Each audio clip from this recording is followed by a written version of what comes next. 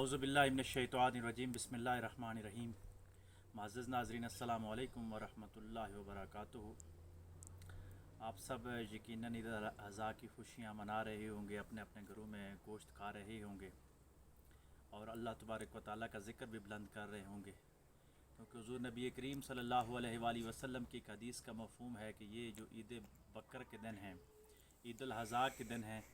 یہ اللہ تبارک و تعالیٰ کا ذکر بلند کرنے کے دن ہے اور کھانے پینے کے دن ہے۔ اللہ تبارک و تعالیٰ کو ہمارا نہ گوشت پہنچتا ہے نہ خون پہنچتا ہے، اس کے پاس ہمارا خلوص پہنچتا ہے۔ یہ گوشت ہمارے لیے ہوتا ہے تاکہ انسان کھائیں اور اللہ تبارک و تعالیٰ کا شکر ادا کریں۔ تو آج ہم بات کریں گے تکبیر تشریقات کی، جو اللہ اکبر لا الہ الا اللہ اللہ اکبر وللہ الحمد یہ پڑھتے ہیں۔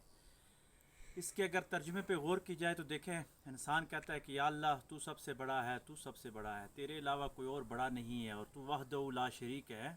اور تو ہی پھر سب سے بڑا ہے۔ پھر اللہ کی شان بلند کرتا ہے، پھر آخر میں کہتا ہے کہ وللہ الحمد، کے تمام تعریفیں تیرے لیے، ہر قسم کی حمد تیرے لیے ہی ہے۔ تو اللہ تبارک و تعالیٰ انسان سے جو بنیادی طور پہ چیز چاہ رہا ہے وہ یہی چاہ رہا ہے کہ انسان ہر وقت اللہ تبارک و تعالیٰ کا ذکر بلند کرے۔ اللہ فرماتا ہے کہ انسان، میں نے تجھے دنیا کی سب نعمتیں عطا کی ہیں، لیکن بدلے میں ایک چیز مانگتا ہوں کہ میرے ساتھ کسی کو شریک نہ ٹھہرانا۔ اللہ تبارک و تعالیٰ فرماتا ہے کہ شرک سب سے بڑا ظلم ہے، سب سے بڑا گناہ ہے، اور اس کو میں کبھی نہیں معاف فرماتا۔ شرک اللہ تبارک و تعالیٰ کو اس لیے ناپسند ہے کہ اللہ فرماتا ہے کہ خالق میں ہوں، مالک میں ہوں، انا واحد القہار، صرف وہی ذات ہے، ہمیشہ اسی کا ذکر بلند کیا جائے، اسی کو پکارا جائے۔ اور جو انسان اللہ تبارک و تعالیٰ کی ذات پہ، وحدہ لا شریک پہ مکمل ایمان رکھتا ہے، اس کی ذات کے ساتھ محبت کرتا ہے اور اسی کو پکارتا ہے، اور پھر اپنے نام کے ساتھ ایک اور نام اپنے محبوب جناب محمد مصطفیٰ صلی اللہ علیہ وآلہ وسلم کا ملایا کہ اے لوگو، اس وقت تک فلاح نہیں پاؤ گے جب تک محمد رسول اللہ صلی اللہ علیہ وآلہ وسلم کے بتائے ہوئے طریقہ کے مطابق نہیں چلو گے۔ یعنی اللہ کو ماننا ہے تو اس طرح ماننا ہے جس طرح محمد علیہ السلام نے حکم دیا ہے، حضور علیہ السلام نے جو راستہ بتایا ہے، حضور علیہ السلام نے جو وے بتایا ہے، حضور علیہ السلام کا جو نظام ہے، یعنی اللہ کا ذکر اور مصطفیٰ کا نظام،